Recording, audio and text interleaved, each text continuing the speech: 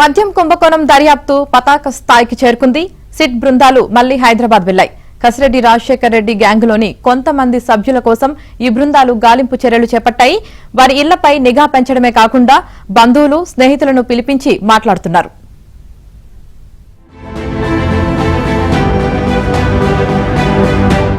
ఏపీలో వైసీపీ ప్రభుత్వ హయాంలో జరిగిన మద్యం కుంభకోణంలో కీలక వ్యక్తులను మరో వారం రోజుల్లో విచారణకు పిలవబోతున్నారు.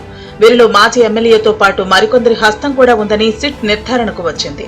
మద్యం ముడుపులను ఎన్నికల్లో పంపిణీ చేసిన వైసీపీ నేతలు కొన్ని అకౌంట్ల ద్వారా సిట్ కు అడ్డంగా దొరికిపోయారు. మాజీ ఎమ్మెల్యే గన్మెన్ ను విచారించిన అనంతరం కొన్ని లింకులు బయటపడ్డాయి. ప్రస్తుతం హైదరాబాద్ నుంచి ఈ వ్యవహారం నడిపిన కీలక వ్యక్తుల కోసం సిట్ బృందాలు గాలింపు చర్యలు చేపట్టాయి.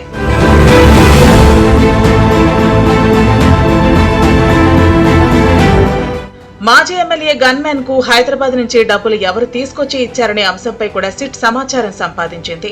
కసిరెడ్డి గ్యాంగ్ లోని సభ్యులే ఈ డబ్బులు ఇచ్చారని కూడా నిర్ణయానికి వచ్చింది. ఈ నేపథ్యంలోనే డబ్బులు ఇచ్చిన వ్యక్తులను అదుపులోకి తీసుకుంటే ఇవి ఎవరి వద్దకు చేరాయో తెలిసిపోతుందని కూడా వారు భావిస్తున్నారు. ఇప్పటికే కసిరెడ్డి గ్యాంగ్ లోని వరుణ్ తో పాటు మరో 3 సభ్యులపై సిట్ బృందం నిఘా విధించింది.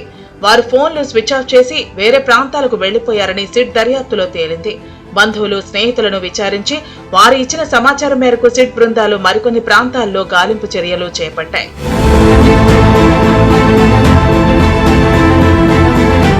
అప్పట్లో దాదాపుగా 8 కోట్ల రూపాయలను ఎన్నికల కమిషన్ పరిశీలకులు సీజ్ చేశారు.